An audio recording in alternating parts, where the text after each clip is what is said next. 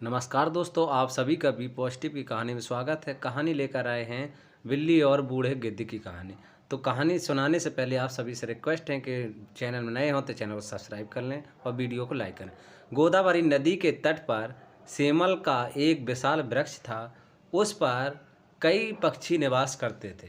वे दिन में भोजन की तलाश में खेत खलिहानों में चले जाते हैं और शाम को पेड़ पर वापस अपने अपने घोंसले में लौट आते हैं। यही उनका निवास था सभी पक्षियों का। एक दिन जरद गौ नामक एक अंधा गिद्ध वहाँ आया। वह बूढ़ा हो गया था। सभी पक्षियों ने उस वृक्ष का जो कोटर था शरण दे दिया उसको। पक्षी जब भोजन की तलाश में जाते थे तो गिद्ध के लिए भी भोजन ले जाते थे। बदले में गिद्ध उनके बच्चों की देखभाल करता था। इस तरह गिद्ध को बिना मेहनत के भोजन मिल जाता था। एक दिन कहीं से उस वृक्ष के पास एक बिल्ली जंगल से आ गई। दुर्भाग्यवश वह भटकते हुए जब वह उस पेड़ के पास से गुजरी तो उसकी दृष्टि पक्षियों के बच्चों और अंडों पर पड़ी। जो पक्षी के उस पेड़ पर अंडे रखे थे और बच्चे थे उसके वहाँ पर नज़र पड़ी और बिल्ली के मुँह में पानी आ गया। वह उन्हें खाने के लिए पेड़ पर चढ़ती है। पेड़ पर तो पक्षियों के बच्चे अपने बचाव के लिए शोर मचाते हैं। क्या करते हैं? शोर मचाते हैं। शोर सुनकर जो बूढ़ा गिद्ध था और अंधा भी था, शोर सुनकर गिद्ध कोटर से बाहर निकला और चिल्लाया, कौन है? तो बिल्ली डर गई और वह पेड़ से नीचे उतर गई और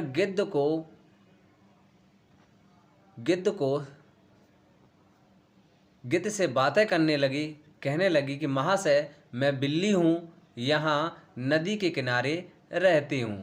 मैंने तुम्हारी प्रशंसा सुन रखी थी, इसलिए तुम्हारे दर्शन करने के लिए मैं यहाँ पर आई।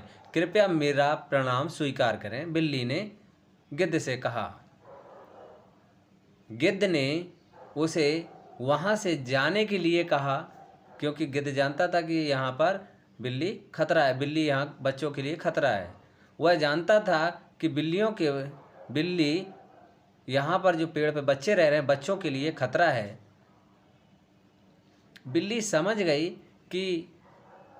समझ गई कि ऐसे यहाँ पर गिद्ध हमको नहीं रुकने देगा और उसने रहने वाले पक्षियों के जो बच्चे थे पक्षियों के बच्चे हैं उन पर हाथ लगाना असंभव होगा। बिल्ली ने सोचा कि अगर हम ऐसे रहेंगे तो हमें यहाँ गिद्ध रहने नहीं देगा और हमें यहाँ पर बच्चे खाने को नहीं मिलेगा। वह किसी तरह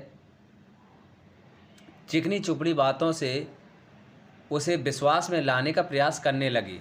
बिल्ली गिद्ध को चिकनी चुपड़ी बातें करने पर विश्वास दिलाने लगी। वह बोली, महाशय,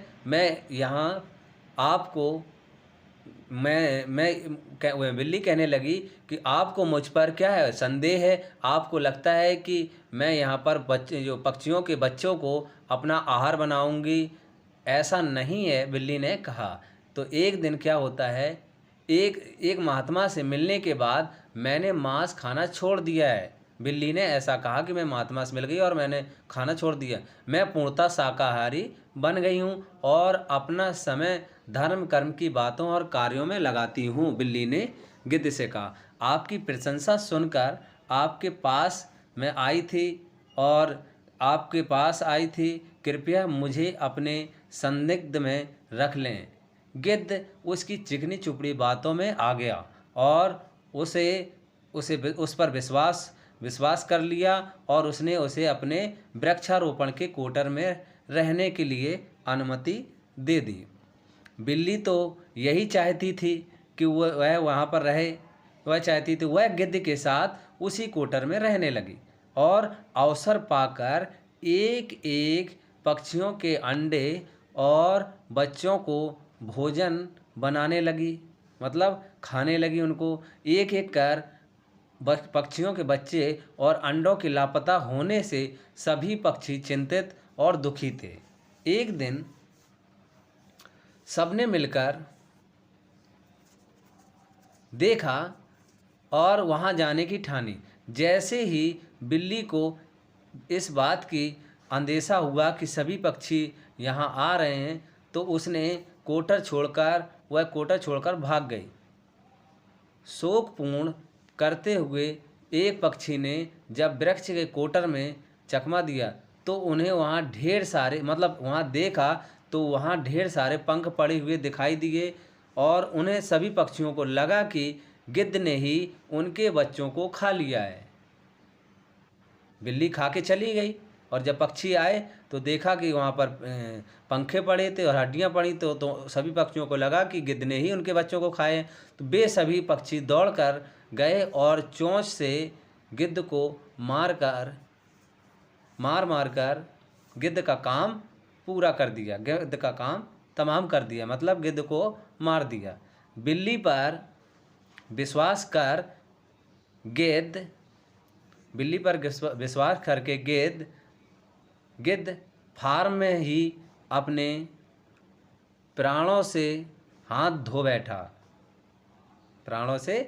बैठा। तो कहने का मतलब है कि जीवन में ऐसे लोगों का कभी विश्वास नहीं करना चाहिए। तो वीडियो कैसी लगी है कमेंट बॉक्स में कमेंट करके ज़रूर बताएं और चैनल में नए हो तो चैनल को सब्सक्राइब करें और वीडियो को लाइक करें। धन्यवाद।